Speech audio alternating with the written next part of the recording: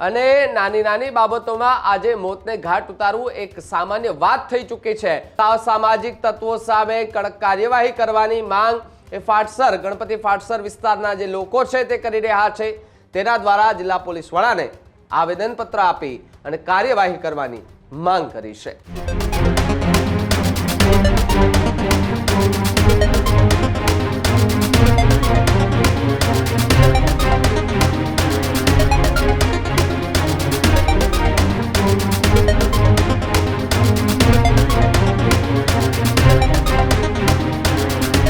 તો સુરેન્દ્રનગરના વઢવાણ ગણપતિ ફાટસર વિસ્તારમાં અસામાજિક તત્વોનો આતંક વધતો જતો જોવા મળી રહ્યો છે।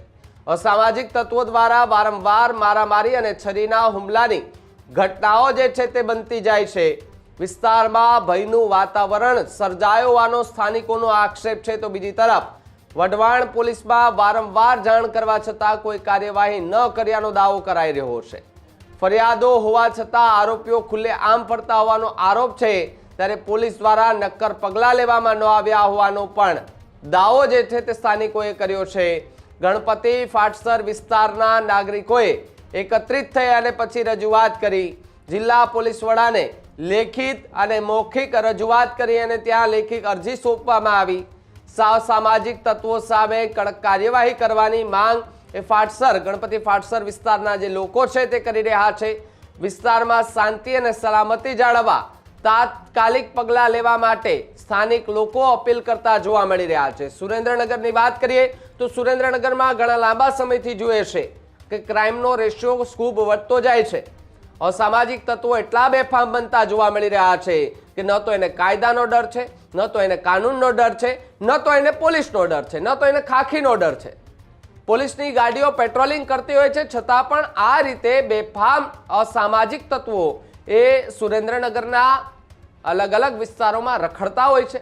છરીઓ લઈને કોઈને છરી ધાબી દે, કોઈને મોતને ઘાટ ઉતારી દે અને નાની નાની બાબતોમાં આજે મોતને ઘાટ ઉતારવું એક સામાન્ય વાત થઈ ચૂકી છે। પરંતુ આ સામાન્ય વાત કેટલી ગંભીર બની જાય છે એ આપણે સૌ જાણીએ છીએ। પછી જ્યારે આરોપીઓના વરઘોડા નીકળે છે ત્યારે એમને ચાલવાની પણ દહેશત નથી હોતી, કારણ કે પોલીસ એને કાયદાનું ભાન જે છે તે કરાવી દેતી હોય છે। અને જો આ સ્ક્રીન પર દ્રશ્યો કે આ સ્થાનિકો કેટલા કંટાળ્યા હશે અસામાજિક તત્વોથી કે જે સીધા જ પોલીસ કમિશનર કચેરી ખાતે પહોંચ્યા, વડા પાસે પહોંચ્યા, જ્યાં લેખિત અને મૌખિક રજૂઆત કરી અને કહ્યું કે અસામાજિક તત્વોના ત્રાસથી અમને મુક્તિ અપાવો। પોલીસ વહેલામાં વહેલી તકે જો કાર્યવાહી નહીં કરે તો આવા અસામાજિક તત્વો વધારેમાં વધારે પેદા થશે અને આવા અસામાજિક તત્વો જો વધારે થશે તો સુરેન્દ્રનગરમાં સામાન્ય લોકોને રહેવું પણ મુશ્કેલ થઈ જશે। એ પ્રકારની વાત અને મૌખિક અને લેખિત રજૂઆત જે તે ફાટસર ગણપતિ ફાટસર વિસ્તારના જે લોકો છે તેના દ્વારા જિલ્લા પોલીસ વડાને આવેદનપત્ર આપી અને કાર્યવાહી કરવાની માંગ કરી છે।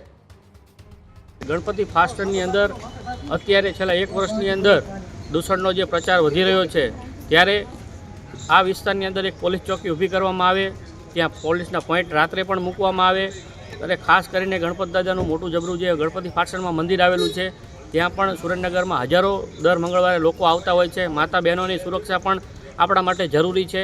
ત્યારે 2 દિવસ પહેલાં એક છોકરાને છરી મારીને જે મારી નાખવાની કોશિશ કરવામાં આવી તે આપણે સદનસીબે એ છોકરાનો બચાવ થયો છે, પણ થોડાક ટાઈમ પહેલાં આ વર્ષની અંદર એક છોકરીને છરી મારીને પણ મર્ડર કરવામાં આવ્યું હતું।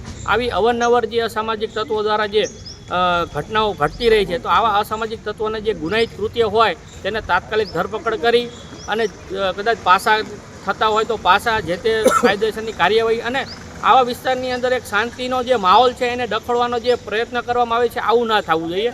એ એસપી સાહેબને અમે રજૂઆત કરવા આવી છે, કારણ કે આજે કાલ વ્યક્તિને છરી મારી છે, કાલ કોઈક છોકરીનું અડપલું કરશે અથવા કોઈ બીજા ત્રાહ્ય વ્યક્તિને મારશે તો આ બધી જે દૂષણ વધી રહ્યા છે તેને આપણે જે કંટ્રોલમાં પોલીસનું કામ છે કંટ્રોલમાં લાવવાનું, તે આ બધું વ્યવસ્થિત રીતે શાંતિથી લોકો પોતાનું જીવન જીવી શકે એ માટેની અમે એસપી સાહેબને રજૂઆત કરવા આવ્યા છીએ। મારું નામ સોલંકી ગેલાભાઈ રામજીભાઈ છે।